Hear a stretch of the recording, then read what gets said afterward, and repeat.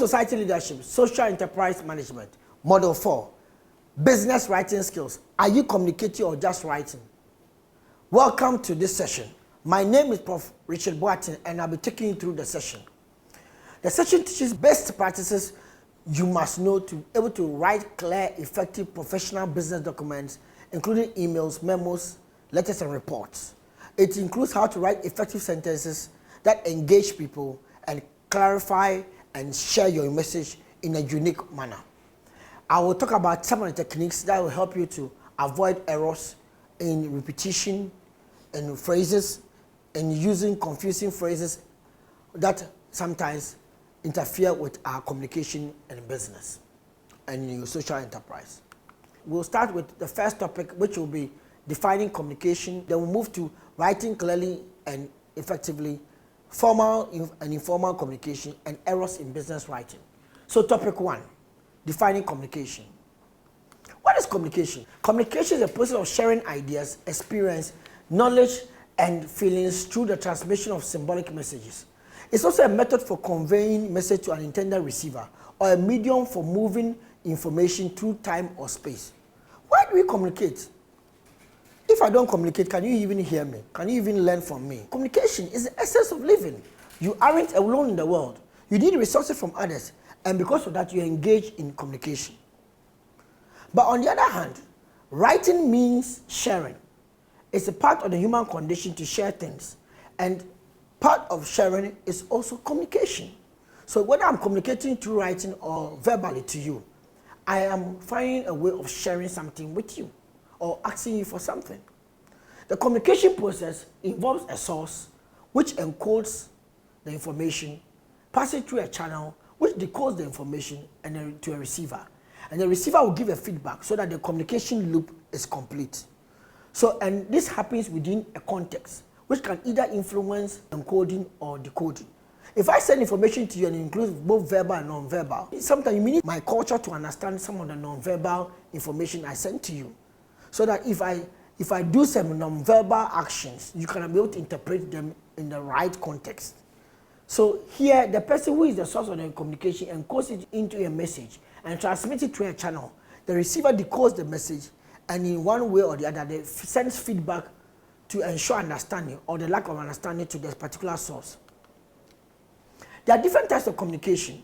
There is the delivery. In terms of delivery, there's verbal and non-verbal communication. And then in terms of style and purpose, there is formal and informal communication. Then in terms of audience, there's internal communication and external communication. Then in terms of format, there's oral, written, or visual communication. And all of these, we'll discuss them so that we will be able to understand how to communicate. Verbal and non-verbal communication. Verbal communication is the expression or exchange of information which is done through written or oral words or visuals.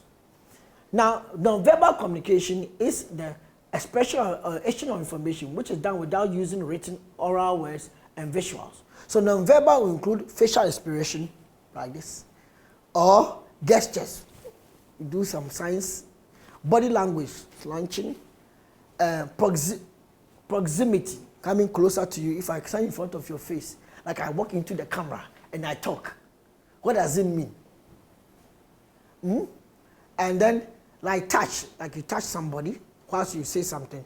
Personal appearance, how you dress, like what I'm wearing, just a nice African wear. And like silence, keeping quiet. What does it mean? Okay. So in delivery of non-verbal information, most information is communicated by your tone of your voice, your facial expressions, and physical movement. Like I'm moving, facial expressions, what I do with my face, and tone of your voice when I shout. So for communication to be effective, there have to be active listening. My voice has to come out. There has to be eye contact, attentiveness, facial expression, silence, body language, position and movement in the room. Sometimes there are some distracting habits while somebody is communicating with you and it doesn't help. Enthusiasm, like how I talk to you and address you well. If you say hello in a flat voice and look away and keep walking, you have communicated one message, like hello. It's like you don't want to talk to the person. But if you say hello in an enthusiastic voice, hello, how are you? And look boldly at the person and stretch off your arm that you want to communicate. It's something else is being communicated. It means that you are willing to engage with the person and interact with the person. So let's look at some of the non-verbal communication. Joy, surprise, contempt, sadness, anger, disgust, fear.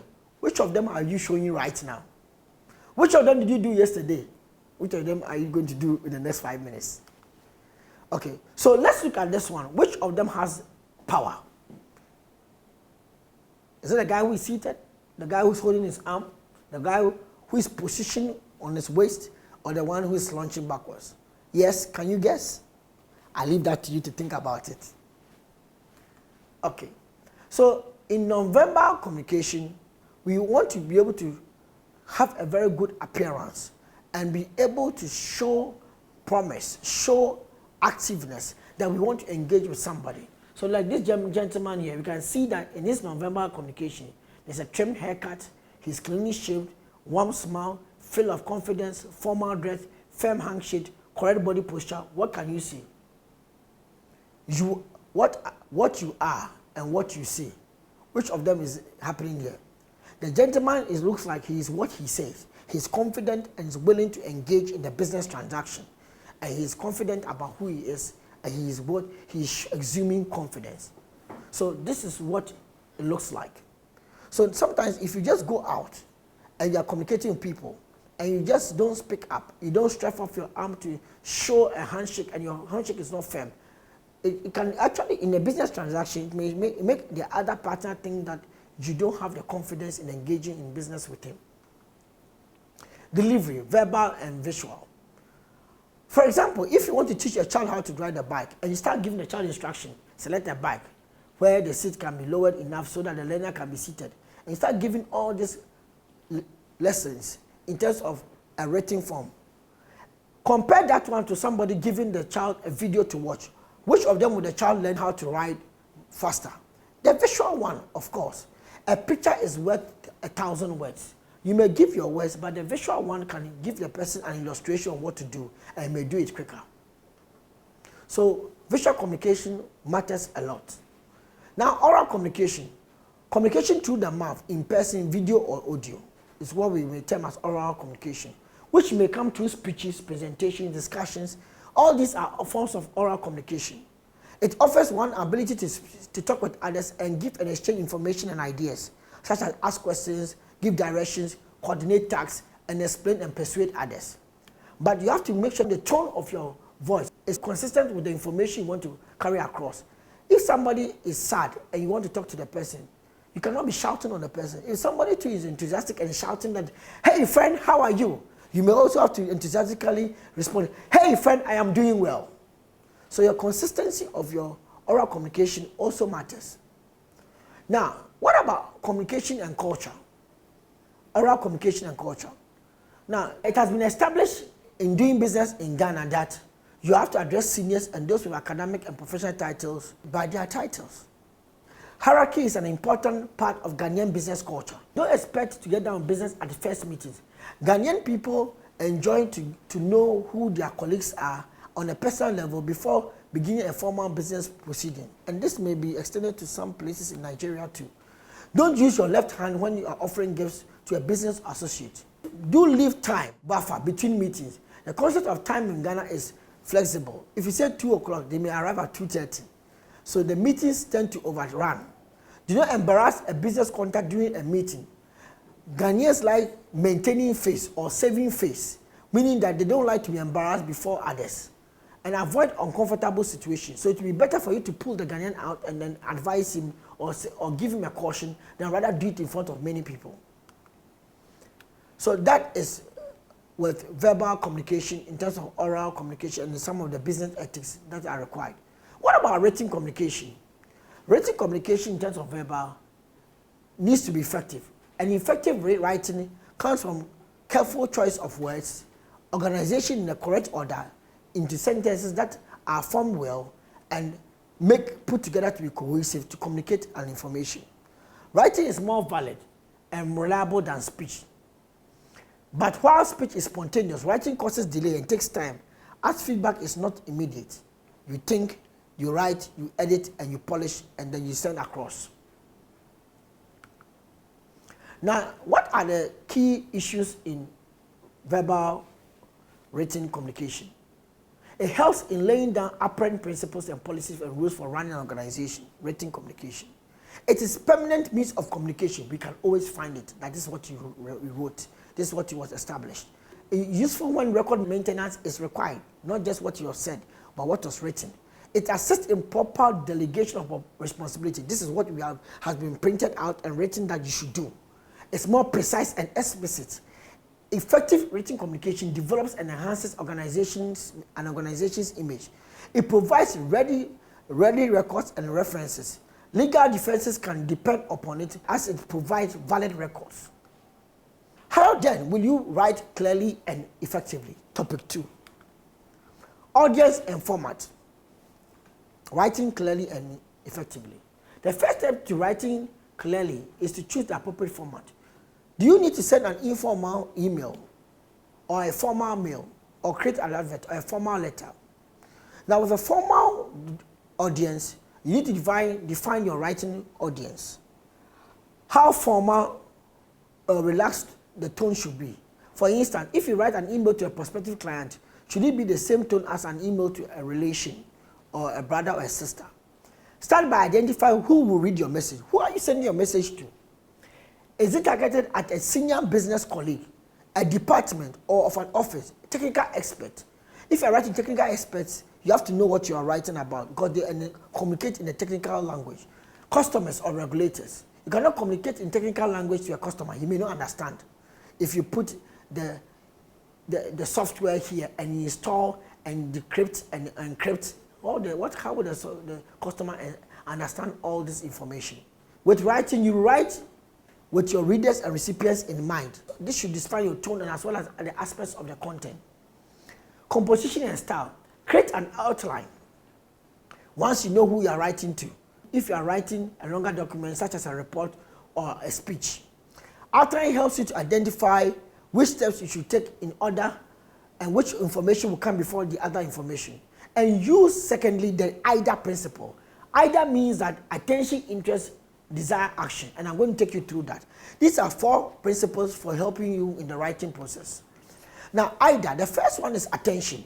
You have to write to get the right attention. Put the right words to get the right attention. For example, if your heading states that, or announcement states that Nigerian pepper soup with goat meat each and every day this week, will it communicate the same information as this week's menu is pepper soup and goat meat? The second one is not inviting. It's not inviting or seeking to attract somebody to come and eat pepper soup with you. But adding the word Nigerian pepper soup tells you that the context in which the food is coming from, it gives you some classification of soup you are going to, even before you even get there, you start tasting the soup on your lips. Because you can imagine what you are going, because there's a difference between Cameroon pepper soup, Nigerian pepper soup, and Ghanaian pepper soup. So Nigerian pepper soup with goat meat, with an exclamation mark, emphasis, each and every day this week. It's trying to put that every day you get it.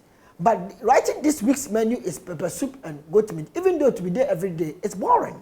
It doesn't create attention. It doesn't bring somebody's focus to it. Even color of the font and the size of the font can even bring much more attention to what you are writing. Now that you have written that, you have to gain interest. You can engage them enough so that they will want to spend their precious time understanding your message and read it. Relevant messages should be communicated quickly and in an appropriate form. From attention, you go to engagement, and that is what we call interest. In interest, we are going to look at a rhetorical triangle. There is the writer, the audience, and the context. So the writer, what is the purpose of your communication? The audience, who are the audience? What are their expectations? And then the content, what are the contextual conditions in which the information is being communicated? Prior, now, and the future. These principles, if you put them together, you can be able to put across the right information. The writer knowing who he's writing to. For example, if I'm advertising a menu in the Nigerian community, I would like to say that Nigerian pepper soup and goat meat each and every day.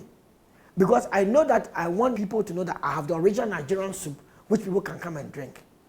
But if I'm in a different context, my Ghana, and I write Nigerian pepper soup, then it means that I'm trying to reach out a unique or a sub-Nigerian community that lives among the Ghanaians.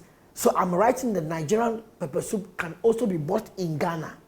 That's what I'm trying to emphasize. So it's always you have to assess your context in which you are doing the advert in.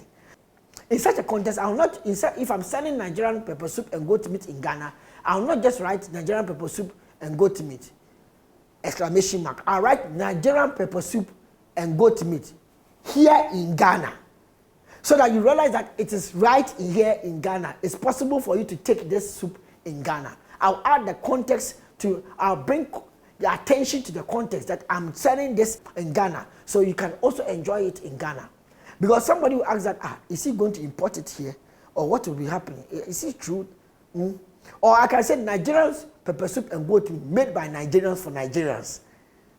Do you get that one? So what am I trying to say? I'm trying to also say that I'm attracting you to the Nigerian pepper soup originally made by Nigerians, not by Ghanaians attempting to do Nigerian pepper soup. So I use the rhetorical triangle, the purpose of the communication, the expectations of the audience who want to eat Nigerian pepper soup, and the context in which it's occurring in. The pepper soup, even though you are in Ghana, it was made by Nigerians. So Nigerian pepper soup in Ghana, but made by Nigerians. That's what I'm trying to emphasize. Now the desire is to not just to sell the benefits, but to create a mental and visual experience. For example, if I'm selling a laptop, I can just say that this laptop is made of aluminum. But so what? What does it mean that a laptop is made of aluminum? But if I add more information and say this laptop is made of aluminum, which gives it a stylish look, that is kinder to your back and shoulders, also giving effortless portability and sleek appearance, that will be the envy of your friends and co-workers. What I would have done is to sell the benefits to the person, not just the fact that it is made up of aluminum. Do you understand what I'm trying to say? I'm focusing more on the benefits, not just the fact that what it's made up of. So even saying that Nigerian pepper soup and goat meat each and every day, than rather writing this week, I'm trying to emphasize the fact that it's available every day when you come. The last part in your writing is action. Be clear about what action you want your readers to take. If you want them to come and try some right now or buy some right now, point it out. Buy it now. Buy it today. Only 3 left. Buy now. Come and drink some today. Nigerian pepper soup. Drink some now. Available now. Available now that you can take some now. So be clear about the action you want your readers to take whenever you are writing. Don't write and by the time you finish, people ask that, so what did you want us to do? So the IDA principle, attention, interest, desire, and what? Action. Topic 3. Now let's go to formal and informal communication. Formal communication involves utilizing informal communication channels of an organization. For example, employees may be given a presentation from a human resource department on new policies and procedures. A vertical communication is when information is collected and flows up to the top levels of the management for review and decision making, while others flow down from the top to the place where it will be implemented. So it goes up for approval and comes down for implementation. Horizontal formal communication, it involves information is shared between employees at the same level. Sharing skills from a workshop to other colleagues in the department is an example. Informal communication happens when colleagues in the office environment go out of the office over lunch and have a casual discussion. So outside the structures of the organization. For formal communication, you can use the IDA principle. Identify your main theme. If you are having trouble defining the theme of your message, pretend you have 15 seconds to explain your position. What do you say? It is likely to be your main theme. And that is one thing you should keep in mind whenever you have to start writing something up on it, especially for a formal communication. How can you explain yourself in a short 15 seconds? Use simple language. Unless you are writing a scholarly article or academic article, try to use simple, direct language instead of trying to impress other people. Use expert language. This may be needed depending on audience. Make sure you understand what you write and the terms you use. Now let's listen to an example of an audio recording that tries to use words just to impress people. And this is something that we want you to avoid. Listen to this. Beyond expert language, now you have to look at structure, the structure of your document. Your document should be as reader-friendly as possible. Use headings, short paragraphs, section headings and bullet points so that people can understand what you are saying. And also you can break long paragraphs into short paragraphs so that information or key ideas can be communicated in shorter paragraphs. Make your document easy to scan by making sure that instead of writing a dense paragraph, you break it into shorter paragraphs so that people can easily look through and identify key issues. Headers should grab the reader's attention. You can use questions to be able to also point out some of the key issues that you want your readers to be engaged in and also be curious about. So some people will put a question that may spur up some more understanding or spur up some new views about what you are trying to put across in your report or your document that you are writing. Now the structure. Continuing the structure, in terms of emails and proposals, use short factual headings and subheadings like ones in this particular presentation that you are putting across here. You see structure being put in bold over here, and you can see graphs and charts are also in bold over there, so that it can help people identify information easily. You can use illustrations such as graphs and charts as a smart way to break your text up. So a graph or a chart may come in between two sentences or two paragraphs so that you can enhance understanding. Graphs and charts are also illustrations that can also keep the reader's eye engaged, and they can also help to communicate information more quickly. Proofing. When you have finished your writing, you need to proofread. Proofreading is often the act that people forget about. Now, many people rush through their documents, they miss the mistakes that are in them.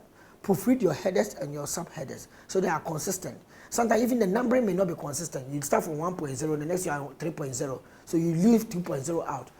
And you can also proofread by reading your document loud so that it forces you to go more slowly, so you are likely to catch a mistake. Some others also put their finger on it to read every single sentence or every single text in the write-up. Start at the end of the document and proofread one sentence at a time, working your way to the end, from the end to the beginning. This helps you to focus on errors and not only on the content.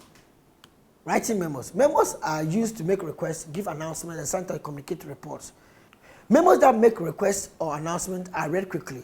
For such memos, get to the point quickly in the first paragraph or the first sentence if possible. And in other words, state what you want up front. Sometimes companies use memos to communicate short reports, 2 pages. In this case, you use headers to categorize or summarize the content. So a memo may look like this: the company name, the company address, and date of memo, to and from who, to who and from who. The subject: I write to be asked to be out of the office on this date and this date. Then if there are any attachments, you make mention of those attachments. Then you say that name the copy to or who it should be copied to. Then you write the name of the persons to be received the copies. Topic 4, errors in business writing. The first error in business writing is typos, poor punctuations, and grammatical errors. Avoid careless mistakes at all costs. They result in clients questioning how much you care when you are writing this particular formal document to them. Read through everything thoroughly. Check and recheck. Then sometimes ask a colleague to recheck for you. If there's a professional editing institution or company by your company or in your community, you can send your work to them for them to proofread it for you. Management speak and buzzwords. This is number 2. People are tired of reading about words that are just buzzwords that is everybody's using all over, like world class, like synergy, like high performance. And sometimes they don't mean anything much. Cutting edge, innovative. If you are using these words, know what you are using them for. In cutting edge or innovative products and services are two a penny these days. So these words are really a turn off. And sometimes people see it and they are not happy about it. Create jargon-free documents. Go straight to the point and say what you want to say so that it's useful and speak directly to your user. Explain acronyms and outlines. If you write ABC, what does it mean? Make sure that you spell out what the ABC is. Make that acronym be explained. Forgetting the reader. The third error that people do is that they forget the reader. They focus more about themselves and just focusing on what is getting the writing put across or getting what has to be written, not focusing on who the reader is. So you need to be able to address the right reader with the right information. Spare a thought for the poor reader first, rather than just focusing on what is being written. Long words and elaborate phrases. Your readers are too busy to spend time deciphering them or trying to understand what you have written. Who wants to translate complicated words? Pick a dictionary to understand a phrase before you can get your main message. Be blunt. Keep your work and your statements simple and stick to the point. Concise and clear. Get to the message across. Complex sentences. People do not give business documents their undivided attention. Chances are they will have other things on their mind. So help them out by avoiding complicated long sentences, more than 40 words, that they may keep rereading until you are able to understand what you want to say. Write clear, straightforward sentences and avoid unnecessary punctuations that may trip the reader up. Poor planning. It doesn't matter how tight deadlines are. Time spent planning is never wasted. So start early so that you can have enough time to be able to plan your write-up. Failing to make an impression. A strong introduction will grab a reader's attention. So will a good conclusion leave the reader with a lasting impression or impact. So your introduction and conclusion matters a lot. And you have to be very careful that you don't make mistakes, basic, simple spelling mistakes, and do not confuse with too much information, but straight to the point. Clarity in communication matters in these sections of your work. So don't just ignore them. Too much text. White space is good. Don't just lump all the text in the document. Leave some spaces and space out, or use paragraphs to leave some spaces in your work. Ideally, the document should be 50% text and 50% images or white spaces. Too much text, a bad choice of font and font size, and insufficient spacing, line spacing can prevent the reader from reading the document or put the reader off. Sometimes Arial or a sans serif font like Arial will make larger bodies of text appear easier to read. Or Century Gothic will also help the more relaxed for the eyes. Abbreviations. Century Gothic is a font, for those of you who don't know about it. Now, abbreviations. Certain abbreviations and acronyms may be acceptable and common knowledge, like WHO or UN within an organization. But you should not take that for granted, because not everybody may know outside the organization or outside the institution. So please clarify all abbreviations. Spell them out the first time before you use them as an abbreviation. Being vague. Quantify statements wherever possible. Show evidence. I always point out that good writing is about argument, evidence, illustration. You argue, you provide evidence, and you illustrate. For example, you can, instead of just saying that there will be a tremendous increase in mobile phone usage in Africa, you can say that after making that statement, you can then use our statistics to be able to buttress or illustrate or show evidence of your work or of that particular statement. So vague statements lack impact. Show and open to many interpretation by everybody. So show what it has to show, the evidence and illustrations, so that it can be able to support your arguments. Don't just make claims like it is widely understood. Who understands it? Show the evidence. Specify how much a company has made. Don't just say that we made a lot of money. In the session recap, we went to a number of topics. The first one was defining communication. Writing clearly and effectively was the second one, where we learned about the IDEA principle. Then we went to the formal and informal communication, and we ended up with the errors in business writing. Now you have been able to have an idea of how to write well. I want you to go out there and practice these skills. Now our practice exercise. Write a letter to a government agency in your community concerning a social issue or challenge of concern to your community. Or, as an employee of a bank, write a memo to the human resource manager requesting for support and time to attend a training workshop in South Africa. I mean financial support. So support and time to attend a training workshop in South Africa. Thank you.